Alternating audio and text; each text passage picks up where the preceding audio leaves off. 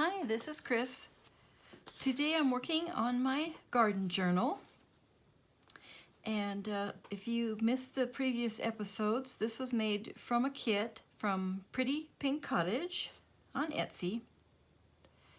And I'll link my playlist to this particular journal if you would like to make something similar. So it's made from a children's book. All the pages of the children's book are still in it, in order. I just added my own pages in between. And so today what I want to work on is I made this little calendar. I just went on to timeanddate.com and chose a calendar that I liked and printed it out at a size that would work. And so what I'm thinking is that I would like to make it into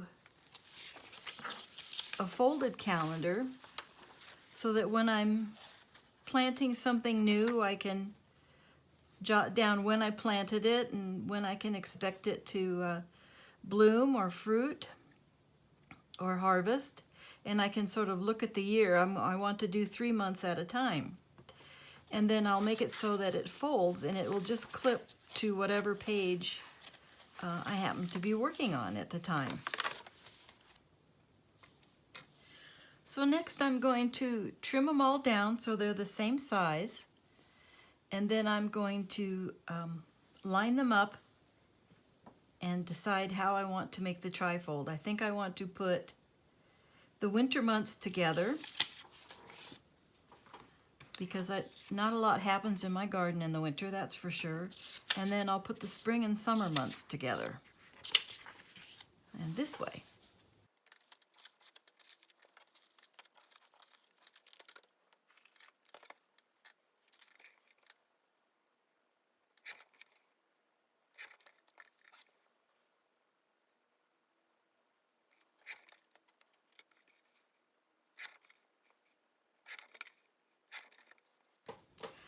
So they're all cut. And I want to put 3 in a row so they're almost 5 inches. And I want to leave a little space in between. So I'm going to need a piece of paper at least 15 inches. And so most paper comes at 12 inches or 14 inches. But I looked around my stash and I have this old tablet that's 12 by 18 inches. It's sketchbook paper, and I've already removed the back to use as book boards. So I have a few pieces of this left, and I'm going to take one.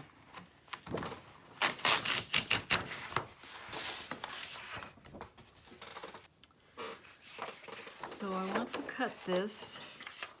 Let's see if I want it any a little bit longer than, so if I put a little bit, like a little bit of a border around them.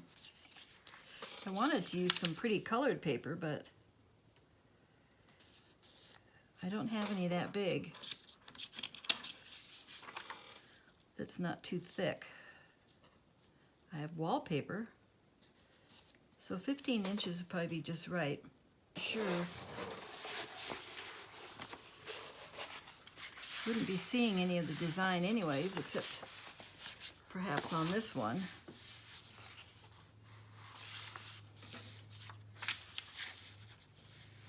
That would be prettier, wouldn't it?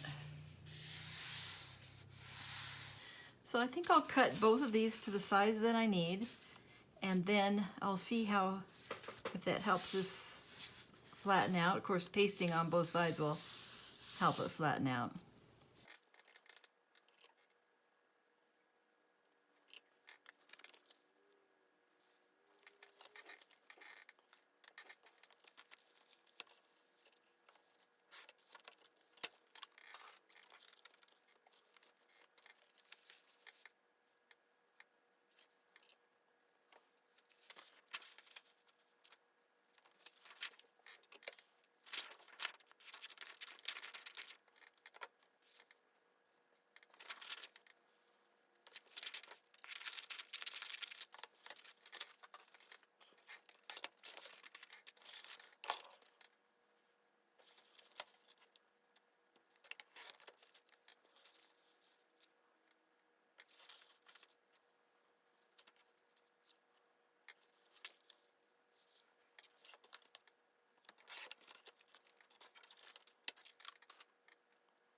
So in order to fit this in my cutter, I needed to fold it. So I figured out first, it's going to be folded anyway, so I figured out first where I wanted to fold it so that my little calendars would fit on there.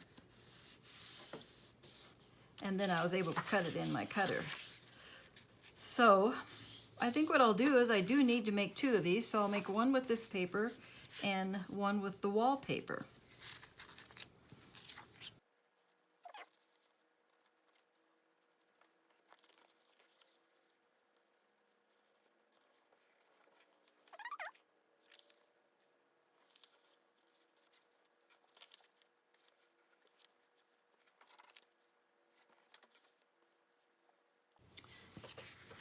Okay, I want to put a little ink around the edges of these pages, and I have, so the book is green and red, so I have some Hampton Art Red, I have some pink, some brick red, and then I have some Studio G green, some Hampton Art green. I also have a couple of blues. So the best thing to do would be try them out.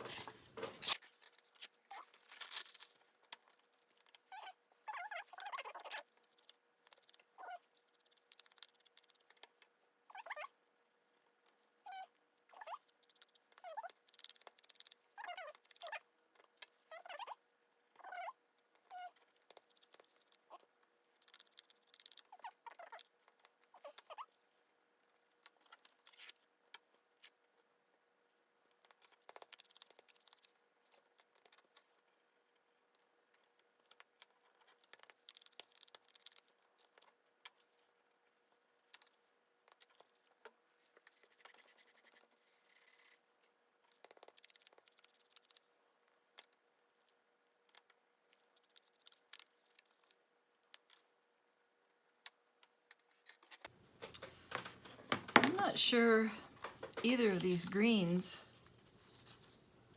go with this subtle green. This is too bright. And I don't think I want red, even though red and green are complementary colors. I don't think I want that, but I did purchase this little set at Michael's last year. I don't even, doesn't have colors on it, but that looks like a kind of a sage green.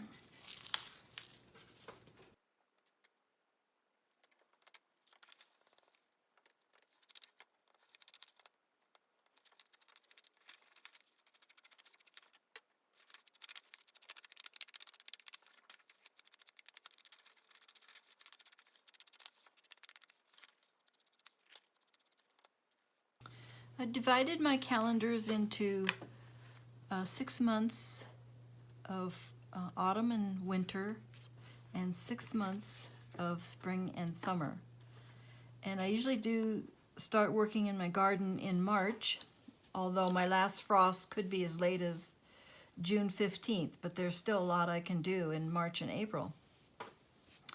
So I'm going to be gluing these on here, one on each section so that it folds out, and then I can look at March, April, May, and April is when I do a lot of planting, and so then I can see when I planted something, and then I can mark down when I can expect it to flower. And then June, July, August on this side. And then these will clip into my book.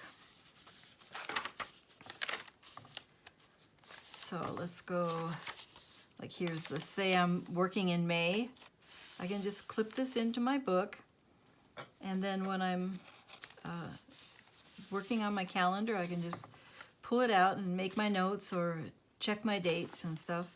And that way I can move it from page to page depending on what month I'm working in.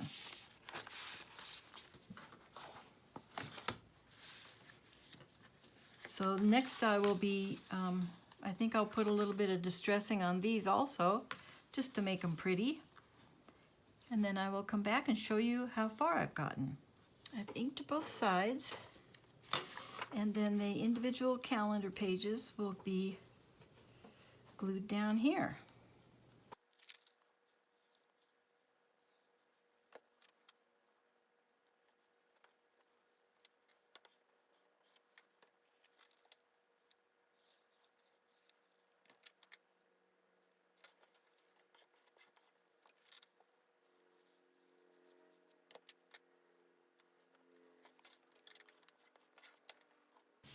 I glued only around the edges. I didn't want there to be lumps if the glue dried in a ridge. I tried to sort of squeegee the glue out with my bone folder, but I didn't glue in the middle, so because it's such a small space to write, I wanted it to be nice and smooth.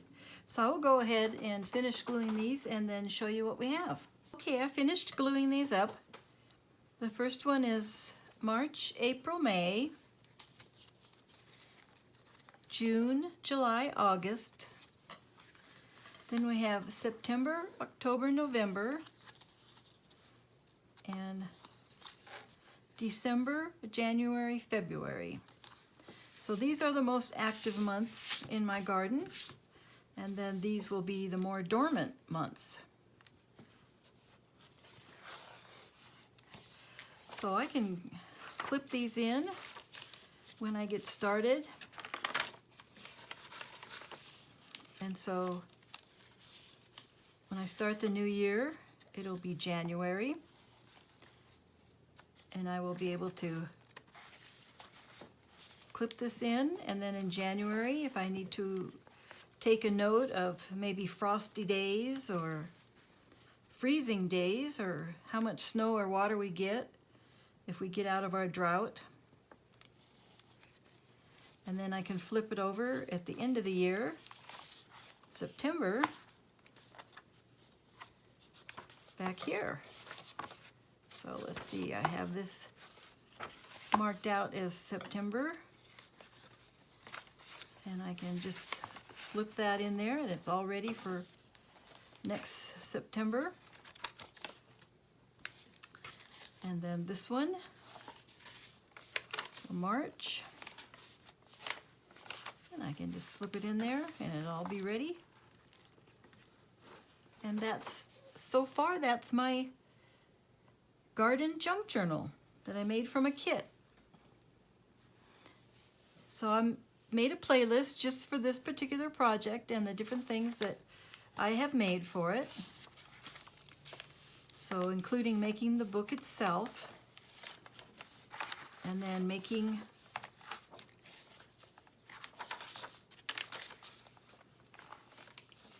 this envelope fold out, which was inspired by Deborah at Attic Lane. And let's see, what else? I've just been adding things here and there. And so when I finish at the end of the year and I get ready to start using it for the next year, then I'll do a complete flip through. But there are a lot of flip throughs in the process videos also. So thanks for watching. See you later. Bye bye.